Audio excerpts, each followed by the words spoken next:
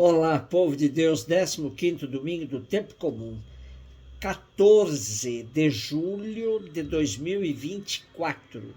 A nossa reflexão de hoje é a partir de Amós 7, de 12 a 15, Efésios 1, de 3 a 14 e Marcos 6, de 7 a 13.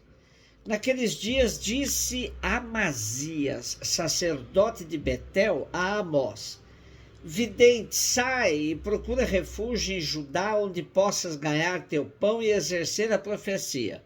Mas em Betel não deverás insistir em profetizar, porque aí fica o santuário do rei e a corte do rei. Respondeu Amós a Amazias: não sou profeta, nem sou filho de profeta, sou pastor de gado e cultivo sicômoros.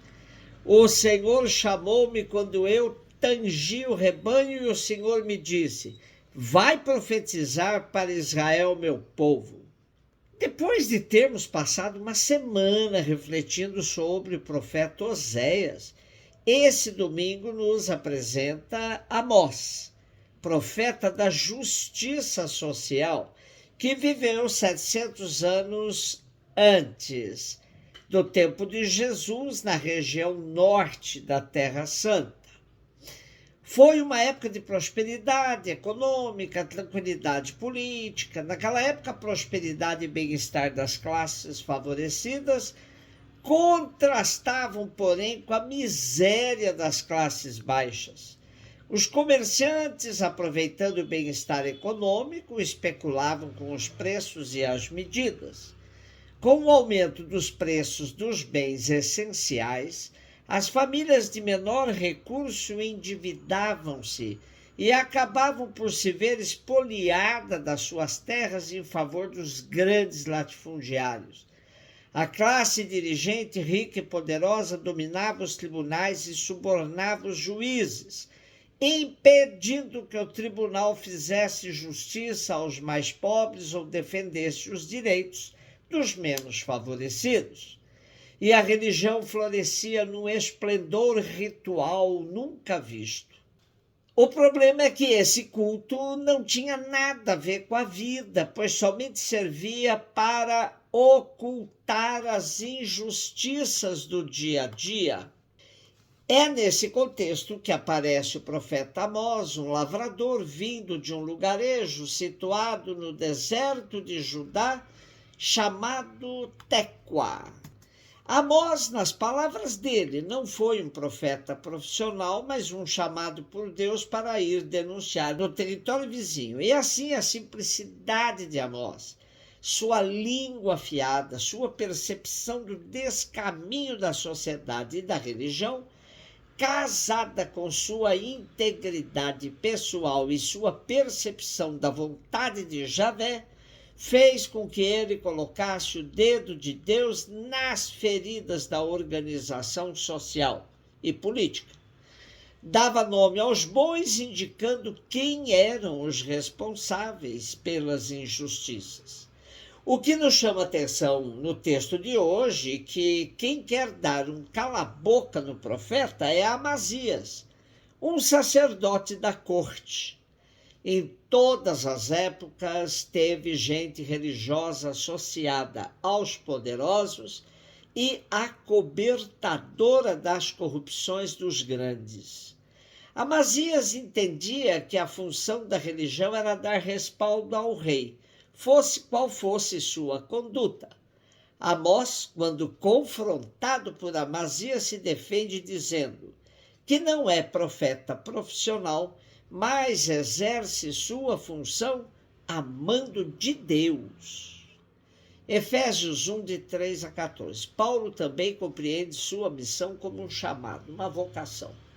Em Cristo ele nos escolheu antes da fundação do mundo para que sejamos santos e irrepreensíveis sob o seu olhar no amor. Ele nos predestinou para sermos seus filhos adotivos por intermédio de Jesus Cristo, conforme a decisão da sua vontade, para o louvor da sua glória e da graça com que ele nos cumulou no seu bem amado. Com Paulo aprendemos a dizer por Cristo, com Cristo, em Cristo, pois ele interpreta a nossa vida toda como um projeto do Pai em Cristo, para que vivamos na verdade profundamente reverentes à grandeza de Deus que nos chamou à vida. Nesse contexto é que ele afirma: em Cristo ouvimos a palavra da verdade, o evangelho que nos salva.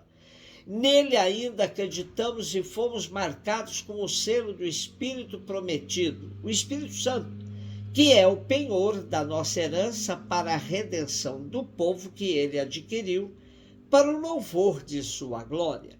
Marcos 6, de 7 a 13. Jesus chamou os 12 e começou a enviá-los 2 a 2, dando-lhes poder sobre os espíritos impuros.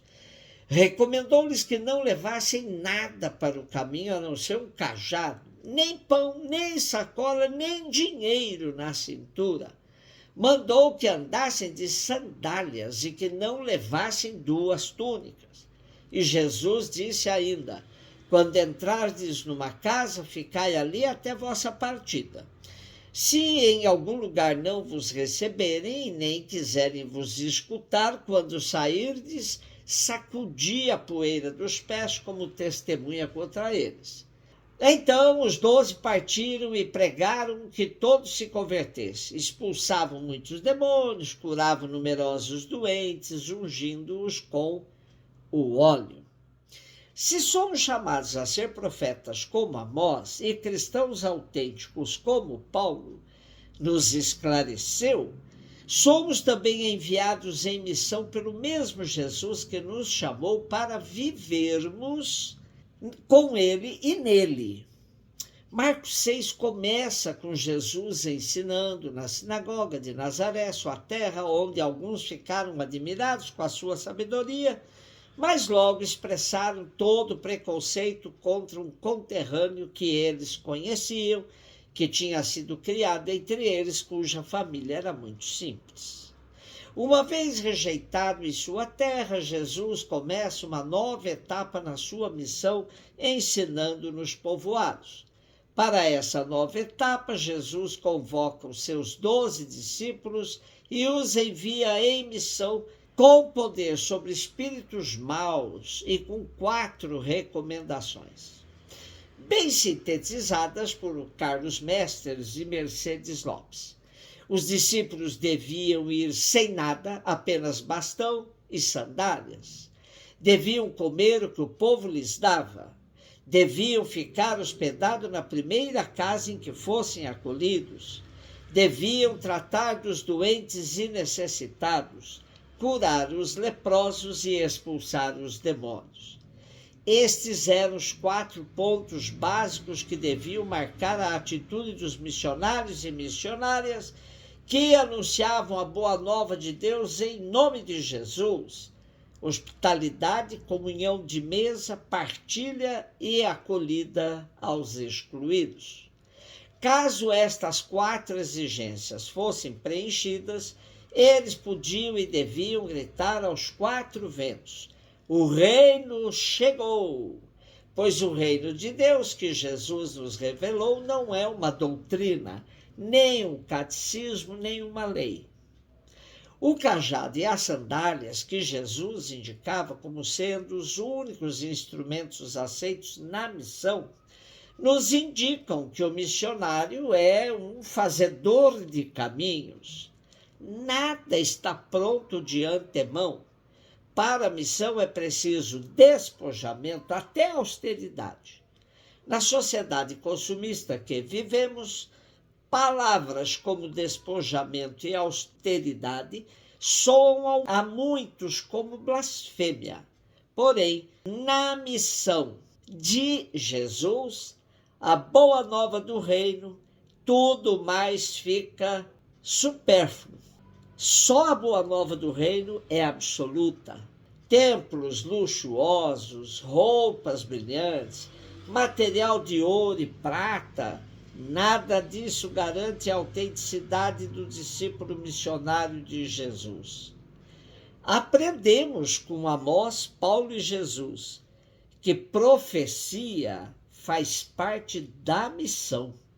Um beijo no seu coração.